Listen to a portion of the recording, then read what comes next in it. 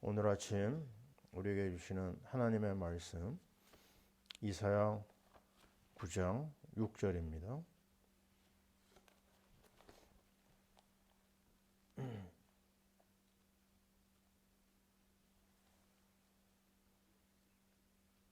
이사야 9장 6절 함께 읽겠습니다. 전에 이는 한 아기가 우리에게 낳고 한 아들을 우리에게 주신 바 되었는데 그의 어깨에는 정사를 메었고 그의 이름은 기묘자라 모사라 전능하신 하나님이라 영존하시는 아버지라 평강의 왕이라 할 것임이라. 아멘. 신약 말씀 갈라디아서 4장 7절입니다.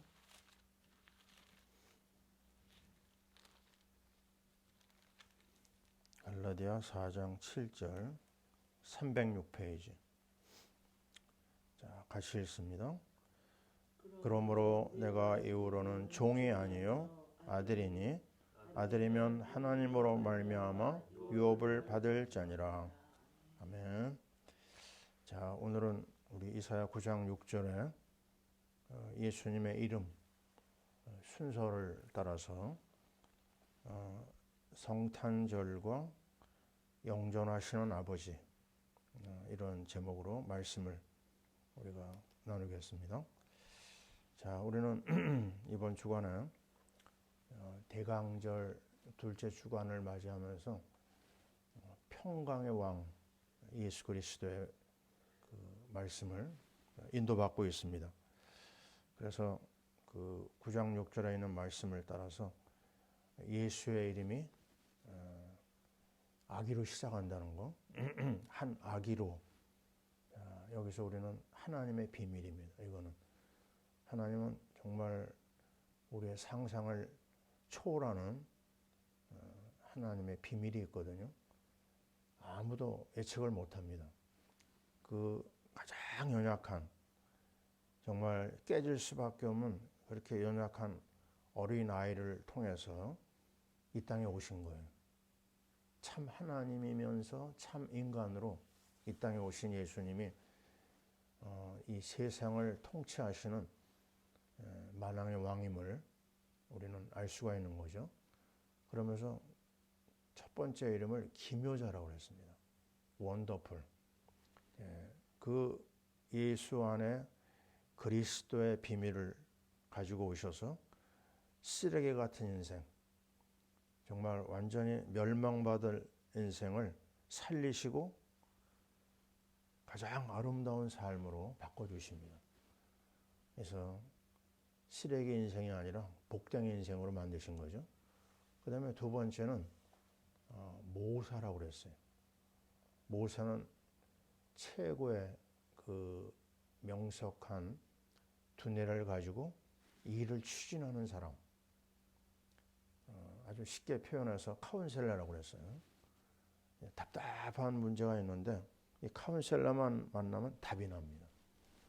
답을 주는 인생. 그게 뭐냐? 예수가 바로 최고의 카운셀러다. 성령님이 최고의 보혜사 카운셀러다. 우리는 이 분명한 답을 얻었어요. 그래서 어떤 문제도 문제 안 된다. 그리스도에 딱 대입하는 순간, 성령의 인도를 받는 순간 모든 게 끝납니다. 다 이루어집니다. 그 안에서. 그리고 나서 우리는 어제 어떤 말씀을 받았냐면 전능하신 하나님이라고 했어요. 그 전능하신 하나님 앞에 그 무엇도 고개를 못 듭니다. 그분은 모든 인생을 한 손에 가지고 계시고 지금 80억이라고 그러죠. 80억의 인생을 한 손에 가지고 오늘도 그 한 명 한 명을 하나님의 뜻대로 이끌고 계세요. 수많은 나라가 있어요. 뭐 200 몇 개다 그러는데 어떤 나라도 그 앞에는 꼼짝 못합니다. 어떤 왕, 어떤 대통령도 그 전능하신 하나님의 통제를 받게 돼 있어요. 그 하나님이 역사에 흥망성쇠를 운행하시고 주장하시는 그 하나님이십니다. 이 전능하신 하나님이 어떻게 해요? 믿음으로만이 내 안에 올 수 있어요. 내가 영접함으로 내 안에 오실 수 있어요. 그래서 우리는 그분을 환영하고 인정하고 사랑하고 찬양하고 고백하고 자랑하고 선포하는 일을 게을리하면 안 됩니다. 예. 아니 지금 손님이 우리 집 앞에 와 있는데 가만 놔두면 안 되잖아요. 문을 열고 영접해야 되잖아요. 잘 모셔야 되잖아요. 기본입니다. 이 우주 모든 걸 총괄하시는 하나님이 내 앞에 왔다. 내가 환영해야 되지 않겠습니까? 그걸 믿음이라고 합니다. 이 놀라운 하나님이 우리의 삶 속에서 지금 일을 하고 계시는 거죠. 근데 그 하나님은 사실 좀 무섭습니다. 그렇지 않겠어요? 말 한마디로 세상 역사를 끌고 나가시니까요. 나라를 쪼개기도 하고 나라를 하나 되게 하시기도 하고 어떨 때는 나라를 없애버립니다. 왕도 세웠다가 또 없애기도 하고 무서운 하나님이에요. 근데 오늘 말씀은요. 한번 해보죠. 영존하시는 아버지. 예, 저는 여기서 어제 말씀을 가만히 생각해 보니까요. 아, 전능하신 하나님은 공의의 하나님이다. 그런 부분이 강해요. 딱 방향을 잡아놓고요. 그걸 추진해 버리십니다. 근데 영존하시는 아버지에게서 느끼는 건 뭐냐면요. 같은 하나님인데 사랑을 느끼게 됩니다. 저는 아주 힘들 때요. 한마디 합니다. 기도도 안 잘 때가 있거든요. 그때 뭐라고 그러냐면 아버지 그럽니다. 차를 타고 가다가도 아버지. 다른 게도 할 필요가 없어요. 왜요? 다 아시거든요, 사실. 아버지 하는 속에 내 속에 있는 것이 다 주님 앞에 드러나는 거죠. 물론 아무 말 안 해도 다 아세요. 그러나 뭐라고 말씀하셨냐면 너 부르짖으라고 그랬어요. 네가 부르짖을 때 하나님과 통한다는 그런 의미가 있는 거죠. 그래서 이 아버지라는 말 속에는 많은 의미가 있어요. 이스라엘 사람들은요. 잘 알잖아요. 하나님이 너무너무 무서운 거예요. 대제사장이 지성소 들어갔다가 죽어나가는 걸 너무나 많이 봤거든요. 벌벌 떨어요. 성경을 읽다가 하나님이라고 하는 말이 나오는 순간 입을 딱 다뭅니다. 감히 하나님을 입에 올렸다가는 아주 그냥 치도곤을 당하거든요. 무서운 일이 일어나거든요. 그래서 그냥 하나님 단어 나오면 그냥 넘어갑니다. 그 정도로 무서워요. 근데 여기서 아버지라고 그랬어요. 이게 왜 아버지라는 말 속에 하나님의 사랑이 어디가 있을까? 주기도문을 보면서 느꼈어요. 주기도문에는 하나님이라는 말 나와야 되잖아요. 그죠? 근데 예수님이 기도를 가르쳐 주는데 하나님이 없어요. 뭐라고 나오죠? 하늘에 계신 우리 아버지요 그럽니다. 그것도 2번 나와요. 아버지라는 말이 대개 나라와 권세와 영광이 아버지께 영원히 있사옵나니. 거기서 느끼는 게 뭐죠? 맞다. 우리가 감히 하나님 앞에 나갈 수 없으니까 육신의 아버지가 옆에 있는 것 같이 그 아버지 앞에 어리광도 부리고 그 아버지 앞에 무엇이나 다 토해낼 수 있는 것처럼 가까운 모습을 보여줘요. 사랑의 하나님입니다. 주먹이요. 주먹을 쥐면 뭔가 힘이 느껴지죠. 그러나 손바닥을 펴면 뭐예요? 사랑을 느끼잖아요. 같은 손이지만 권능과 사랑이 나옵니다.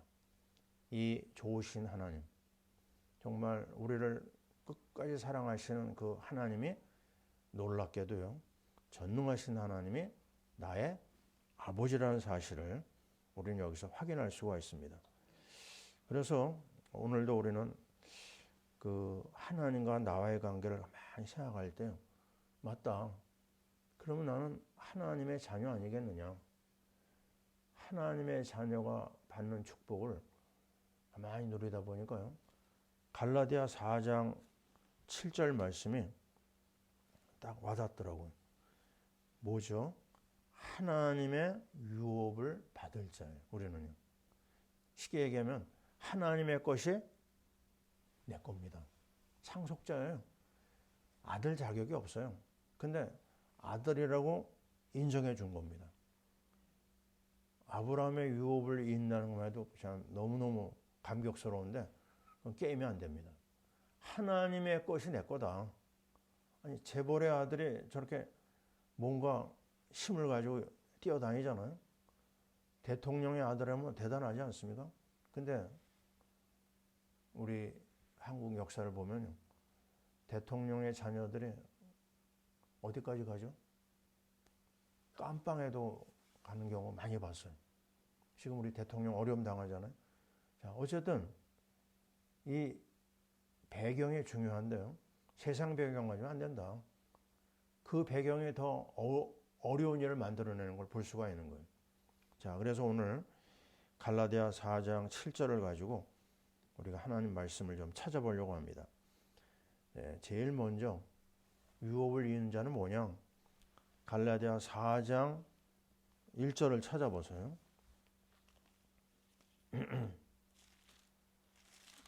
4장 1절 같이 읽습니다.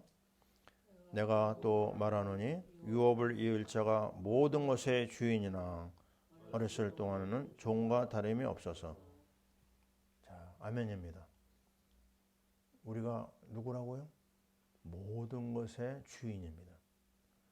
사실 너무 어리기 때문에 처음에는 그 종과 같이 여기 나오잖아요. 겉에 보면은 그런 모습이지만 초등학문을 따라가는 종의 모습이지만 조금 지나면요. 우리를 어떻게 하시느냐? 모든 것의 주인으로 인정해 주십니다. 자, 두 번째는 우리가 잘 아는 거죠. 예수 믿는 사람은 요한복음 1장 12절 뭐죠?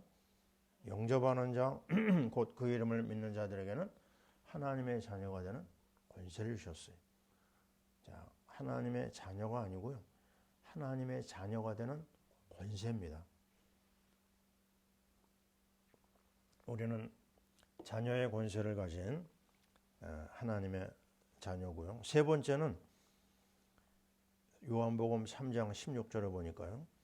심판을 받지 아니하고 뭐죠? 영생을 받은 자들입니다. 영원한 생명이에요. 생명이 하나가 아닙니다. 우리 옛날 핸드폰 쓸 때요. 막대기 표시가 있었잖아요. 하나, 둘, 셋, 넷. 근데 그게 점점점 없어져요. 4개, 3개, 2개. 하나로 딱 남으면 조금 불안해집니다. 얼마 있다가 딱 끝나는 순간 스톱이 돼버리거든요. 근데 우리가 받은 생명은요. 하나, 2개가 아니에요. 영원합니다. 풍성합니다. 내가 온 것은 양으로 생명을 얻게 하고 더 풍성히 얻게 하려 합니다. 풍성한 생명이에요. 이번 한 번으로 끝나지 않습니다. 우리는 영원한 생명을 받은 하나님의 자녀다. 네 번째, 요한복음 14장 26절. 이것도 한번 찾아보죠. 요한복음입니다. 14장 26절. 같이 읽어요. 보혜사 곧 아버지께서 내 이름으로 보내실 성령, 그가 너희에게 모든 것을 가르치고 내가 너희에게 말한 모든 것을 생각나게 하시리라. 아멘. 맞습니다. 보혜사 성령은 모든 걸 가르쳐줘요. 모든 것을 생각나게 합니다. 성령 하나님이 주시는 그 위로 누가요? 우리가 받고 그 성령 인도를 따라가는 것이죠. 다섯 번째, 하나님을 유업을 이을 자는 기도응답을 받는 자입니다. 같은 요한복음 16장 24절을 보세요. 그 다음 페이지에 있죠. 같이 읽습니다.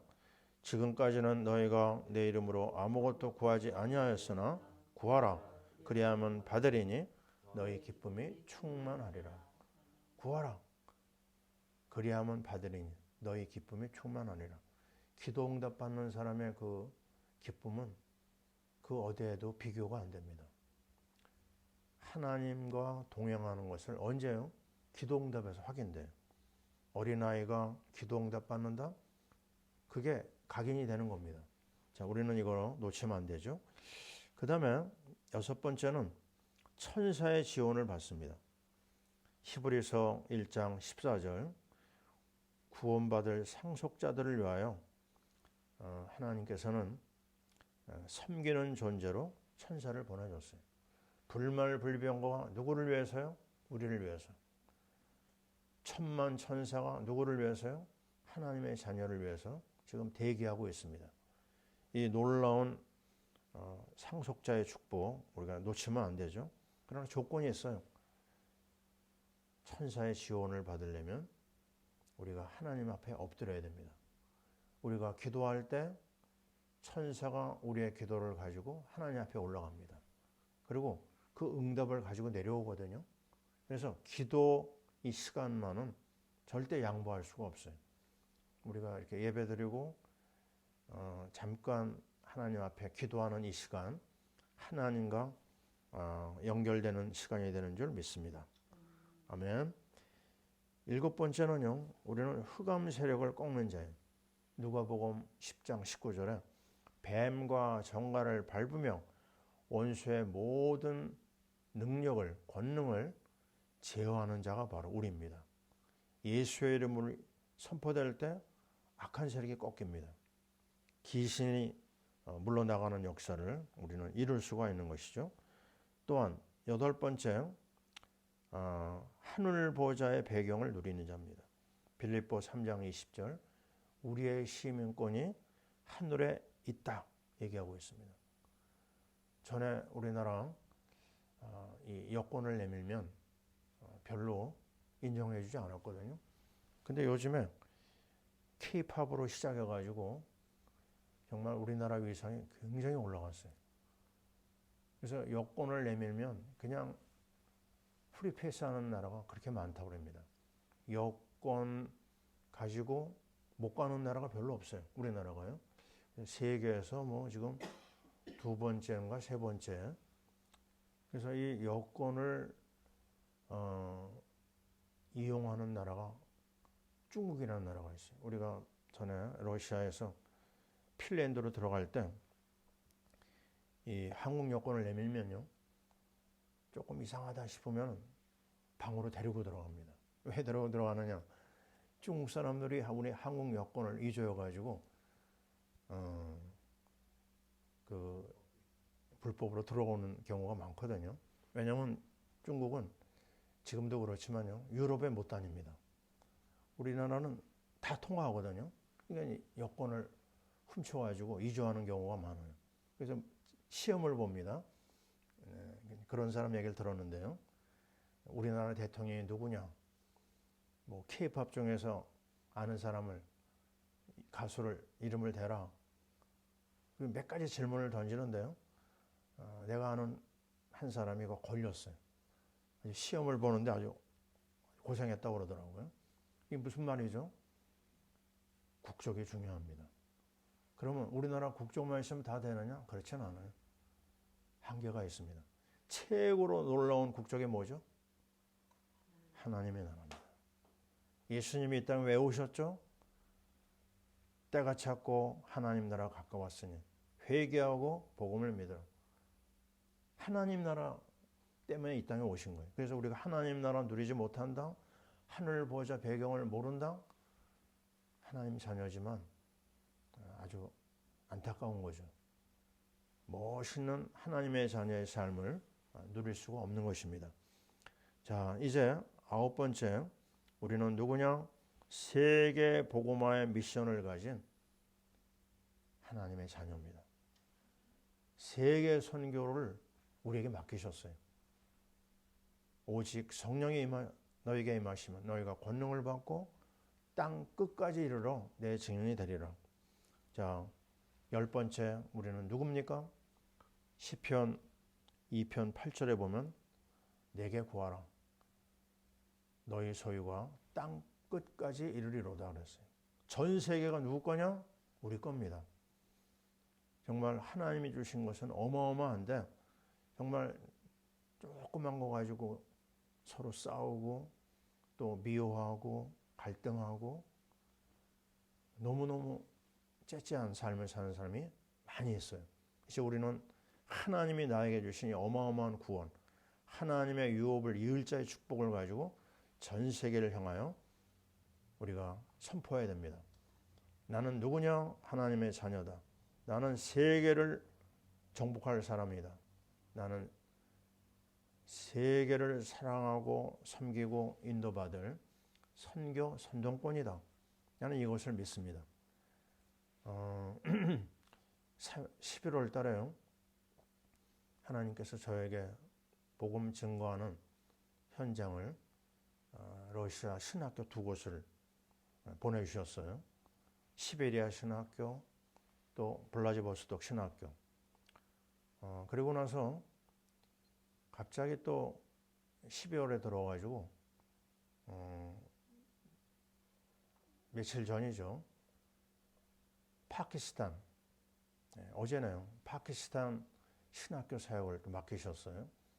그래가지고 그 연결된 신학교를 보니까 주간 신학교가 있고 야간 신학교가 있는데요. 지난번은 야간을 인도를 했는데 어제는 주간 신학교였습니다. 24명이 참가한 게 보이더라고요. 근데 말씀을 전하고 나서 포럼 시간이 됐는데 너무 많아요. 포럼하려고 하는 사람들이. 시간이 막 오버되더라고요. 6명이 포럼을 하는데 한마디로 말해서 말씀을 통해서 은혜 받은 얘기 하는 거예요. 참 마음에 굉장한 평안을 느꼈다. 너무 고맙다.